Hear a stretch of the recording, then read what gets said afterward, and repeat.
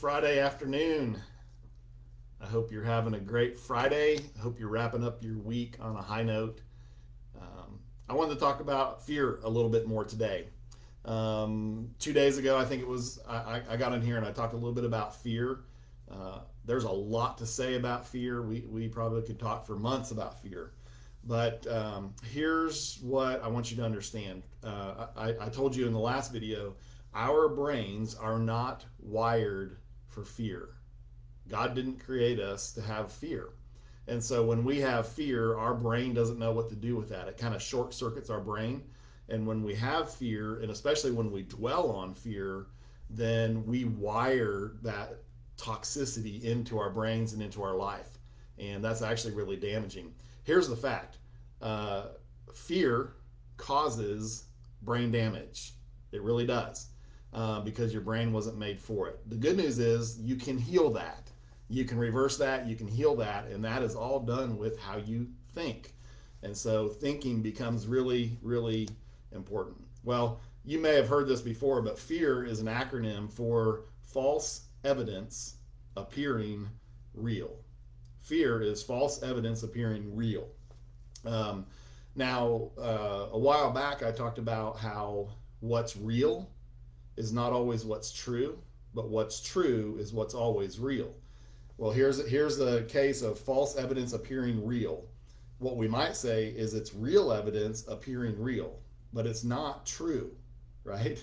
It's not true. And so I think one of the big things we have to do when we begin to experience fear, and by the way, I think fear, when we ruminate on it, when we meditate on fear, when we allow that to just, and our mind to run with that, I think that turns into anxiety. And so if you're dealing with fear, if you're dealing with anxiety, then this is something you really need to think about and begin to learn how to reverse that trend of always buying into fear. And fear is so dangerous. Fear kills creativity. Fear, you stop thinking right when you have fear. You become frozen.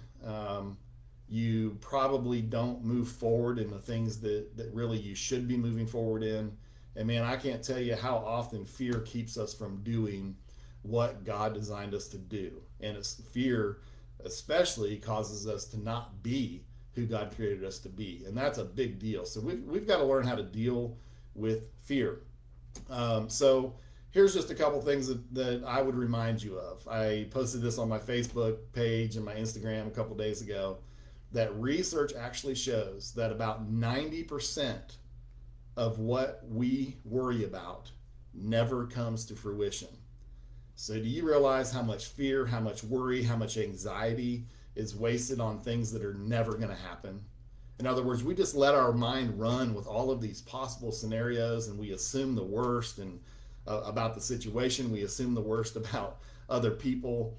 And man, we just get it all wrong, and we spend 90% of our worry on things that are never going to happen. Man, what a waste of time, what a waste of life, and what a way to let your joy be stolen. Okay, now I'm not preaching at you. I'm talking as much to myself that I've really had to battle fear. I've really had to battle anxiety for about the last 10 to 12 years of my life. It's really been an issue. Before that, it seemed like I felt like I never had an anxious thought, and I wasn't really fearful. I can't say I wasn't fearful of anything, but man, some things happened in my life, and some switches got flipped, and I got into very toxic thinking, and really what I would say is I had brain damage.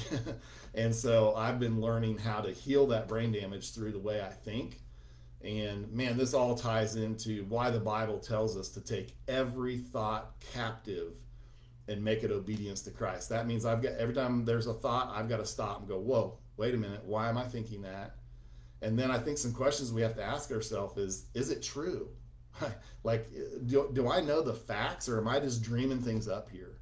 The reality is, I think fear most of the time is because it really comes from memory, right? We get into a situation and we think, oh, I've seen this before, or, oh, I know how this person always acts. I know what they're going to say. I know what they're going to do, right? And so all of that's really based on memory. It's not based on facts, okay? And remember, 90% of what you worry about isn't going to happen. So What we have to do is take that thought captive and make it obedient to Christ. And if we go to Romans 12:2, it says, don't conform any longer to the patterns of the world. And I would tell you that fear, worry, anxiety, all of those things are patterns of the world. Though none of that comes from God. None of it. He didn't create your brain to even be able to handle it. So that does not come from God. It comes from the world. And so it says, do not be conformed any longer to the patterns of the world, but be transformed, which means to be changed in form by the renewing of your mind. So we have to renew our mind, take every thought captive, make it obedient to Christ.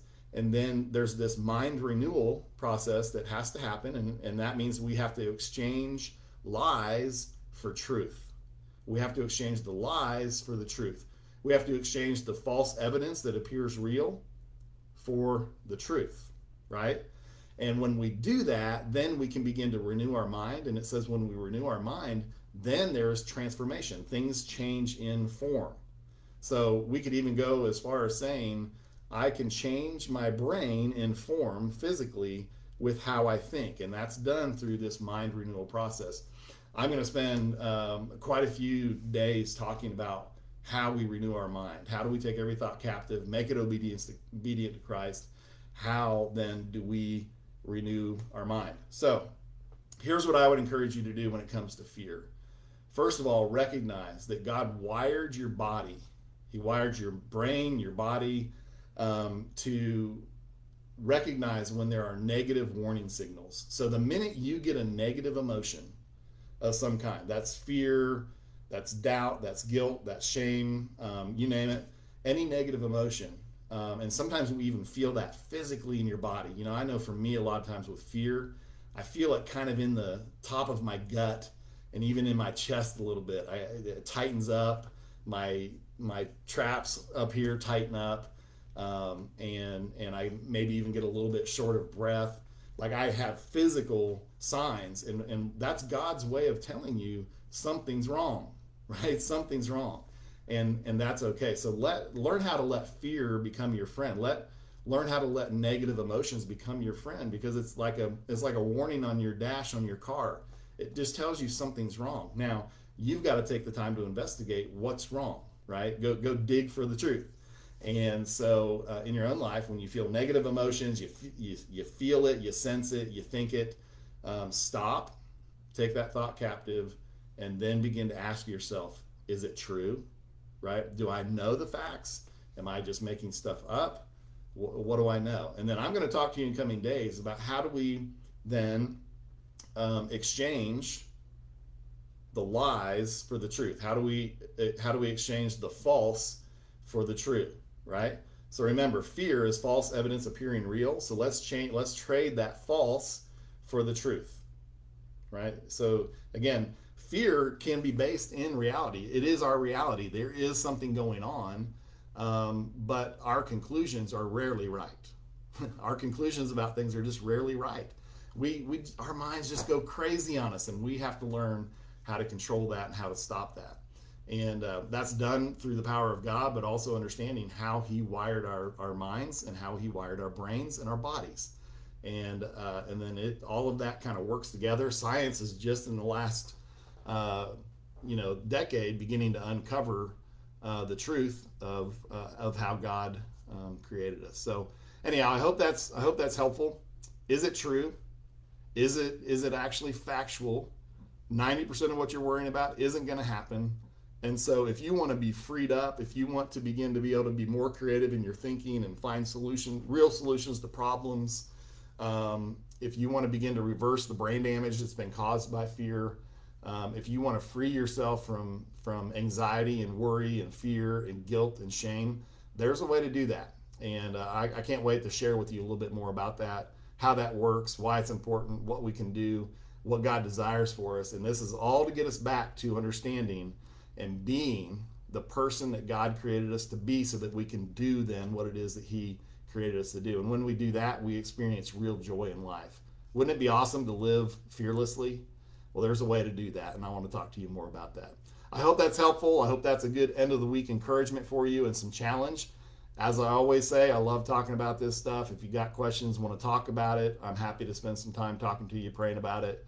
And by the way, this even has a lot to do with teamwork. So if you're leading a team or a company or a business or a church or whatever it is, there is actually a process with this that we have to deal with within teams to get to the point where the team can function in unity, and become a highly creative team doing things that no one's ever done before. So there's a lot to it. Anyhow, have a good Friday. You'll probably see me again over the weekend, and we'll talk to you soon.